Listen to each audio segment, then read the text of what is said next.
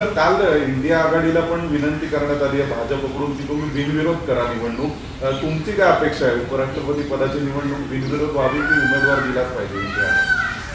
नाही, नक्कीच त्यांनी जे.पी. नड्डा यांनी तशा प्रकारचं आवाहन सगळ्यांनाच केलेलं आहे. खरं म्हणजे संवैधानिक पदावरच्या या निवडणुका राजकीय संघर्षातून ठिणग्या पडून होऊ नयेत या मताचे आम्ही पहिल्यापासून आहोत. आणि जर दोघांमध्ये सहमती आणि एकमत होत असेल आणि इंडिया सहकाऱ्यांनी ते मान्य केलं तर त्या निर्णयाबरोबर अर्थात शिवसेना उद्धव ठाकरेसुद्धा असतील. मग त्याच्यामध्ये काही दोमत नाही. आज देशामध्ये अनेक प्रश्न निर्माण झालेले आहेत. खरं म्हणजे राहुल गांधींनी जी एक मतचोरी विरुद्ध यात्रा काढलेली आहे तो अत्यंत महत्त्वाचा विषय. निवडणूक आयोगाविरुद्ध त्यांनी जो एल्गार पुकारलेला आहे त्यांच्या भ्रष्टाचाराविरुद्ध तो महत्त्वाचा विषय. आणि या दोन्ही महत्त्वाच्या मुद्द्यावरचं लक्ष लोकांचं लक्ष हटू नये, मूळ विषयावरचं लक्ष हटू नये अशी शिवसेना पक्षप्रमुख उद्धव ठाकरे यांची भूमिका आहे. निवडणूक आयोगाचे जे चीफ आहेत काल ज्ञानेश कुमार यांनी शपथपत्र मागितलंय राहुल गांधींकडून.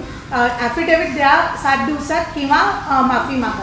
त्याला मगरुरी म्हणतात, ॲरोगन्स. आणि हा ॲरोगन्स, ही मगरुरी निवडणूक आयोगाच्या प्रमुखपदी बसलेल्या संविधानिक पदावर बसलेल्या व्यक्तीकडून अपेक्षित नाही. हा ॲरोगन्स भाजपच्या हस्तकांकडून अपेक्षित आहे. त्याप्रमाणे निवडणूक आयुक्त वागलेले आहेत. ॲफिडेव्हिट कोणाकडे मागतात? राहुल गांधीकडे. या देशाची 80 कोटी जनता ॲफिडेव्हिट द्यायला तयार आहे. मग अनुराग ठाकूर यांनीसुद्धा तोच आरोप केलेला आहे.